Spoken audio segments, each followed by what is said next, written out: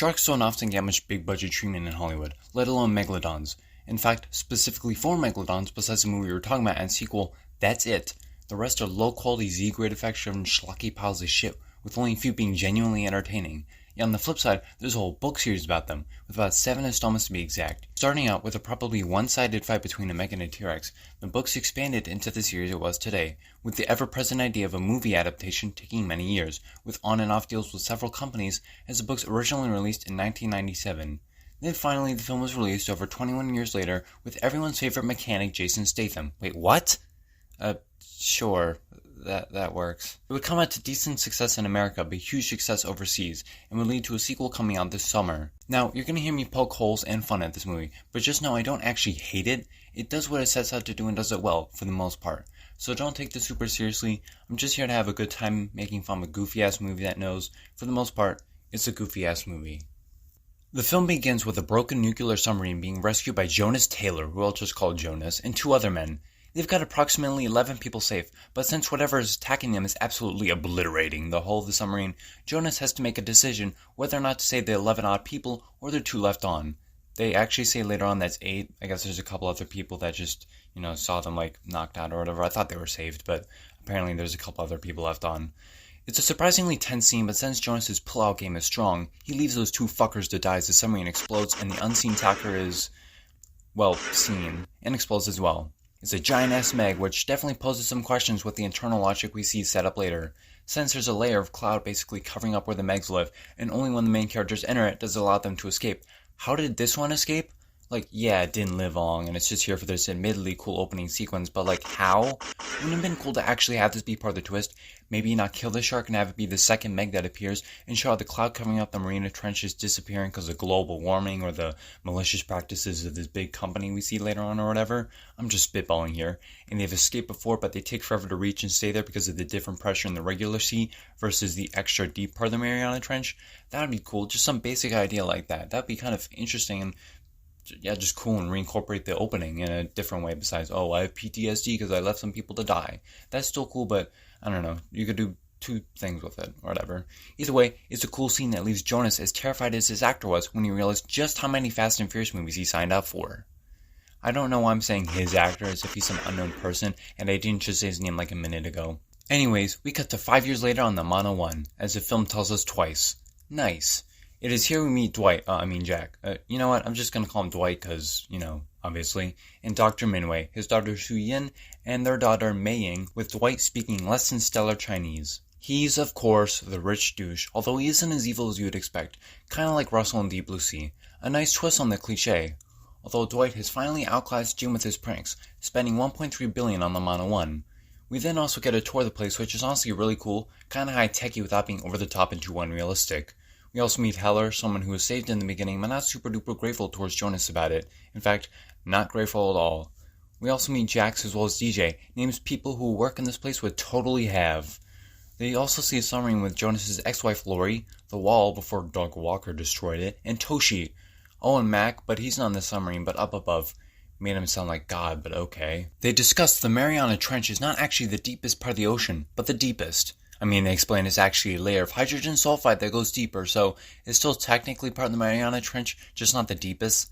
That's like only counting the first level of a ship because there's a door leading on to the second level, and the deepest part is not all one level. Anyways, they surmise they can actually go down, and the submarines do go down and see new life in a whole new world.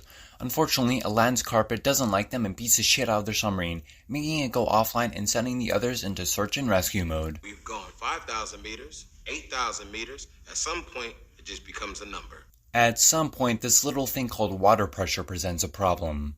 They think about getting Jonas, but Heller doesn't want to, still mad at Jonas for getting his 2 men killed and I guess a couple others. Yet it's decided he's the best man for the job, considering he's the only man to have ever actually done the job and survived. We see Jonas' situation in Thailand. He's just a tad bit drunk, but hey, Mac and Minwei are here to pick him up in a helicopter. Weird. Last time Cliff Curtis was in a helicopter ended badly.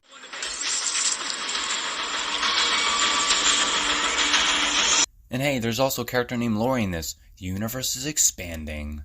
And they get Jonas to come with them, obviously. Back at the submarine, or back in the submarine, the Wall and Lori are fixing up the auxiliary power where Toshi's writing a message to a special someone. I kind of forget this later. I don't really think it plays a part in the movie. I think it does. I think I just kind of forgot about it. I mentioned it like one more time. Oh, and also, turn off the lights, you morons! Soo-yeon decides it's time to stop waiting and finally act, deciding to go by herself on a pretty cool looking form of transport. I guess it's like a glider. The ocean. Who's he? I'm the guy who paid for all this. Uh-huh. You know, he looks heroic and he walks fast, but he's kind of got a negative attitude. This man has said one word to you. That a problem? Nah. You look like you might actually know what you're doing. Ah, she is teleported. Either way, Jonas gets in another one of those glider thingies. I'll just call them a glider since that's what they're called everywhere. But not before talking smack to Soo-yeon and trying to get her to leave. He starts to descend, but not before waiting a bit, which makes sense. Dude is obviously traumatized by the last time he got this deep in water. Yet he's decided to descend way too fast. Dude, this is not the time you want to black out, buddy. This is literally not the time.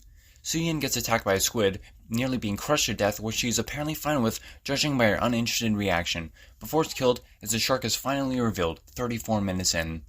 I like that it takes its time, but we kind of already knew what it was going to be just from the title and poster, however, still cool. Jonas finally gets to the messed up submarine and connects with the hatches, opening up theirs and taking his sweet old time just messing around and joking with Flory, which causes Toshi to sacrifice himself with her in the wall getting out, but not him as the submarine explodes. You know, this movie's been a lot of things. Dark, entertaining, dumb, big budget, high-tech, and violent, but not silly like the trailers promised. And this is a legit gripe I have with the film. The first act of this film is pretty serious while having some jokes, and it's not serious in a way comedies or parodies are, where it's a part of the joke and it's played off as a joke. No, this stuff is played off as legitimately serious and scary. And while yes, it is scary, as the ocean and megalodons can very easily be scary, it's very jarring from the trailers and the second half. And especially the third act of this film, for this portion to be so dark and brutal. Not like a Saw movie level dark, where it's just people being brutally slaughtered in a completely serious way the whole way through, but it's still much more serious than I imagine, and in a confusing way. Comedies can be serious, but they actually have to have well set up characters, and the silly stuff works as part of the plot and makes some sort of sense within its internal logic, albeit a bit exaggerated. Yet it's still supposed to be normal jokes, not crazy, ludicrous, unbelievable situations with mostly generic characters mixed with dire, scary situations taken completely seriously. And it's not like a bait and switch where some stuff is funny as the people are so prideful of themselves and believe they can do the job. No, it's just totally inconsistent. Weird. Anyways, the wall has a note Toshi made, but that's not enough. Soo-yeon chastises Jonas for doing the same thing he did 5 years ago, except not really because Toshi closed the hatch himself. Yeah, he kinda screwed him over, but they wouldn't have been able to escape without a diversion, so not really on him. It was either him or all of them. He checks up on Lori in the med bay, and Heller even apologizes. A bit early, considering we're not even 40 minutes in, but it's something of an arc. I guess based on what happens later, it's just part of his arc, but still. Jonas takes a nice cold shower to wash his hands of being in an Uwe Boll movie as Soo-yeon walks in to apologize. She leaves and looks back at his half-naked body. See, this is actually super duper deep foreshadowing that she's in it. It's incredibly hard to understand. It's very subtle and only few will get its true meaning and philosophy. When doing a presentation on the Meg with that just fucking murked one of their own, you can actually see a Chronosaurus, which are A, awesome, and B, the antagonists of one of the books, The Trench. Don't really see them getting any mainstream representation, so it'd be cool if they were in the new one or in any sequel with an actual unique personality that's not just like the sharks or squids or whatever else. However, the ops appear, intending to smack down with a literal child. Relatable. But instead, is content with biting the glass in a really memorable shot, the part that everyone remembers as it's literally the most replayed part of the trailer.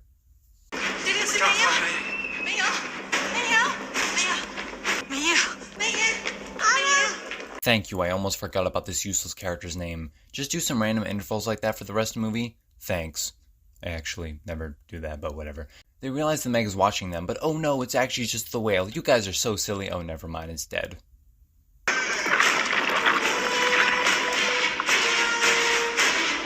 Wow, you guys could not look more uninterested in this situation. A whale has just been brutally slaughtered. Not to mention it's implied the same happened to its mother. React a bit more. The crew eventually realizes that when the submarine vessel went up from the Mariana Trench, it left such a huge stinky fart that allowed the Megalodon to escape and swim wild. They try to explore non-lethal options like this is Jurassic World all of a sudden, and they're gonna bust out a bunch of incompetent fools to get smacked around, but don't worry, they have actually working weapons. Unfortunately, that means they have no extra people in case of an emergency. Hell, maybe even a helicopter to shoot from above, but okay. Either way, Jonas goes in the water as he takes some sound advice from Dory. Just keep swimming.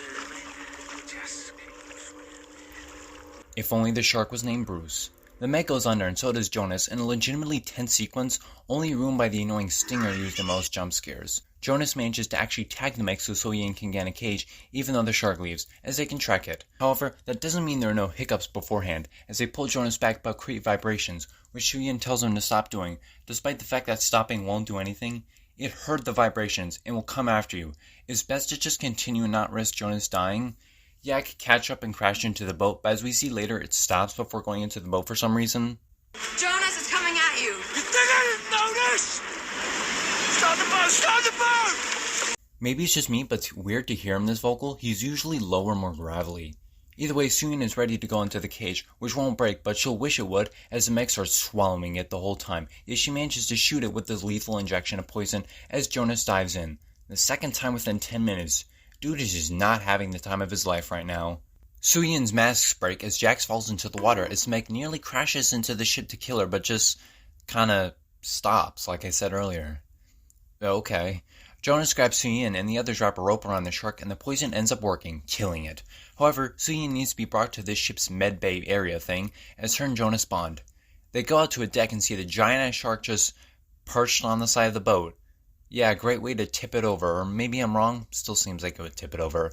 However, the CGI looks amazing and like it's actually there, which is crazy considering how shit other blockbusters can look. It's very detailed, and that's one thing this movie does really well, like for the most part. The wall tries to get Jonas to take a picture, but DJ decides now to move the shark on the ropes a bit, sending him falling into the water.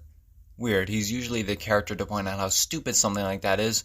Don't want to bring someone back into the water, especially when other sharks can be there, considering the bait you guys left, and the dead shark rotting like 2 feet up above. And the wall decides to stay in the water too. Weird. Psh, never mind that. He gets an especially brutal end anyways by being swallowed and digested alive as the boat tips over. Gnarly. Minwei gets critically injured as most get back on the boat. Well, on its backside, I guess. What was once the bottom/hole is now the top and everyone's on it. Yeah, that. Dwight calls in for reinforcements as Heller and Jax has somehow ended up way farther than the others. How? Heller decides this is now the time to complete his character arc, kind of, and sacrifice himself by sporadically moving, getting himself killed just off screen. The reinforcements come, which is a single helicopter. How much did you spend on Mono 1? Oh right, 1.3 billion! Dog, you can afford like 20 helicopters to blow the shit out of this thing. I know he says he didn't have much time, but a dude this rich can get more than a single helicopter, and it comes into question later. Oh, and Minwei just gives up on living and dies. Bye. Dwight tells him that he's informed the Chinese government and others about the Meg, and they're getting 2 destroyers to take it out. He tells him he's temporarily shutting down Mana 1, and this is weird. He's not actually the sleazy character you think him to be. I mean, I mentioned this before, and he kinda is, and it's revealed he lied about telling the officials later, but he does seem to have people's best interests in mind, and not just money. He actually tries to kill this thing several times, so at least there's that. Good on you, movie. He leaves as he gets shown some depth chargers as Jonas and Lori talk, with her telling him to move on and be with Soyeon, which Mei-ying agrees with in a nice scene. I know typically child actors aren't the greatest, and she's not amazing either, but she actually does a fairly good job, and isn't really annoying or anything like that, so hey, that's another plus. Dwight gets his men to kill the Meg, and is upgraded from a single helicopter to a single helicopter and a single boat. Is this the world's poorest, richest man or what? You've had plenty of time to get more reinforcements. Yeah, the depth chargers, but get more people in case shit goes wrong, you dummy. And shit does go wrong. They blow up a whale and end up speeding off, throwing Dwight overboard somehow. Guess you wouldn't notice your boss just flying out. Although it does lead to a humorous death where he gets fake out and then killed. What's even more funny is that the helicopter's still over him when this whole thing happened. Damn, I feel even more bad for this dude. He wasn't even that bad. I'm kinda pissed that he died. One of the more memorable characters in the movie, and the helicopter was right over him while he got chomped. Though I guess they had to write him out of the movie, he wouldn't exactly want to work with people who knew he was lying about telling government officials and not actually saying anything to them. What's he gonna come back and be like, sorry guys, I'm just trying to do this quietly. Please accept me and let me help you? Ow, man! Don't do that to me!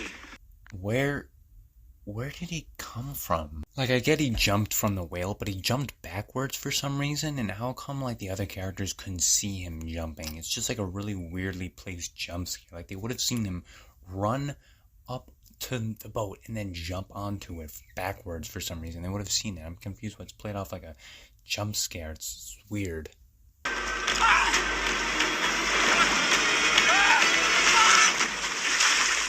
Ah, the Meg teleported. Nice.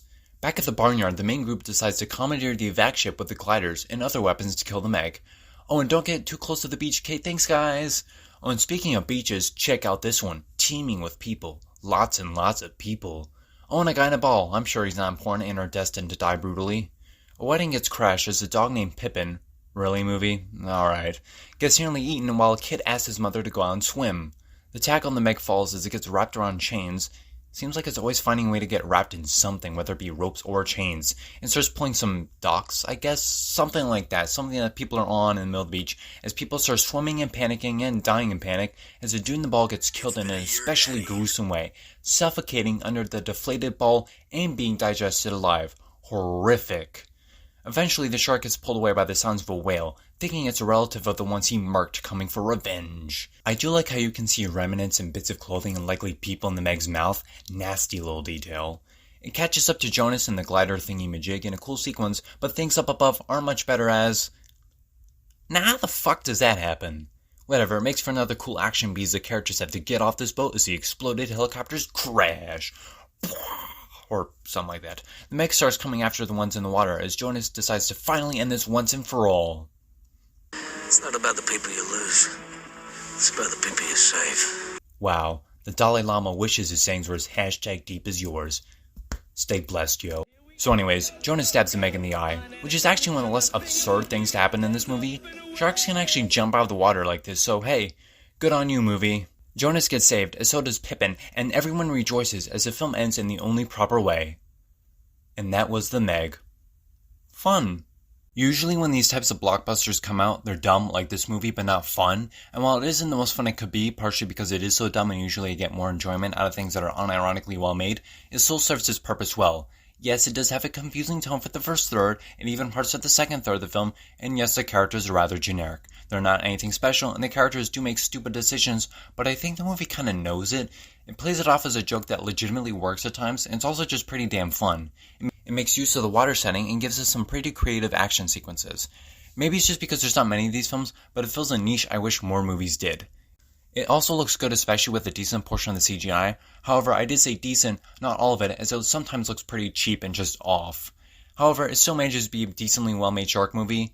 Yes, I kinda wish it was a legit horror movie about Megalodon, because that'd be so scary and work so well, and I wish if it didn't do that, it leaned more to parody that plays it off more like a joke, or a comedy like Cloudy with the Chance of Meatballs or Into the Spider-Verse, where it could actually be serious and find a way to ground things, even in a crazy situation. However, sometimes we need a movie just like this. Something kind of silly, kind of a mess, but also really entertaining and actually interesting. And I'm glad we got it, and a sequel's coming out. Then again, there's a lot of movies that use that whole turn your brain off excuse. It gets annoying, and it's also more fun to watch these with your brain on, otherwise you'd convince yourself this is unironically a masterpiece. And this one just does it better. Also, you can follow me on TikTok and Instagram. Those are like my socials where I'm like most active. And I'll see you in the next video. Bye-bye.